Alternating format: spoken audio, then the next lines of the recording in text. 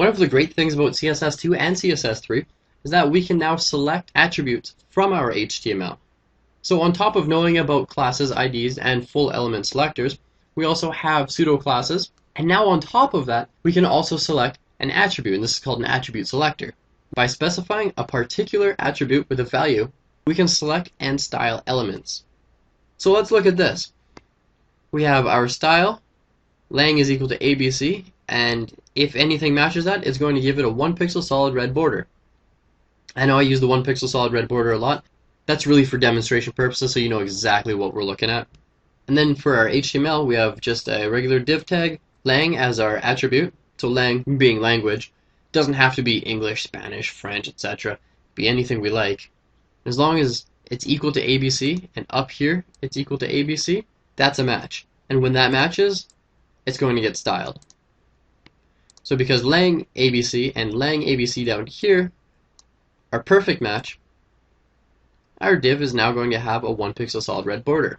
The way we selected that attribute is by writing the attribute name inside hard brackets, which look like this, with the attribute name inside, an equal sign, and then the value.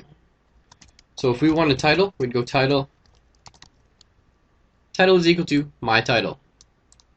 And that would look for any element with the title of my title. And we use camel case here. Now, let's say we didn't want to select just one element with the lang attribute. Let's say we want to select all the lang elements regardless of their value.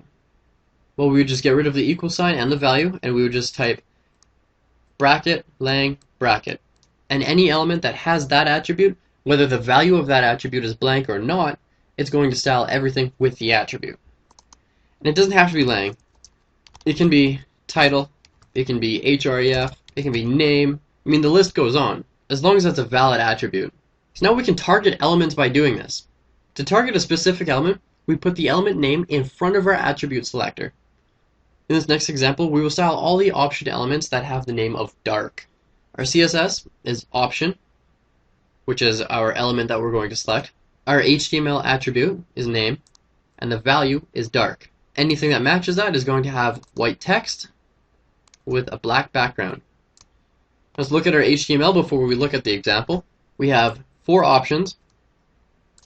Name is equal to light, name is equal to dark, name is equal to anything in here, no spaces though, we use dashes instead, and then name is equal to dark. So we've got 2 option elements with a name attribute and the dark value. So we've got 2 perfect matches.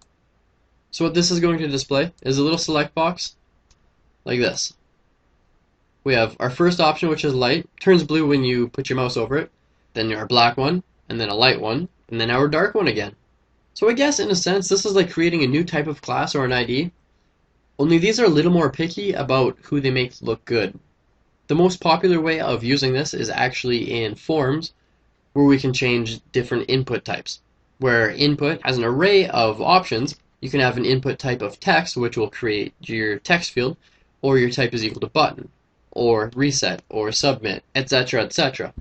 And we can style each one differently by selecting just an input, change the type, and then we're going to look for its value.